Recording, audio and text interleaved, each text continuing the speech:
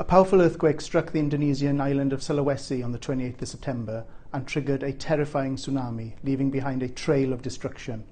Tens of thousands of homes have been destroyed and entire communities have been decimated. More than 1,500 people are confirmed dead and 200,000 survivors are in urgent need of humanitarian assistance. DEC Cymru have launched an emergency appeal. Their member charities and their partners are working closely with the Indonesian authorities and are providing food, clean water, first aid and shelter.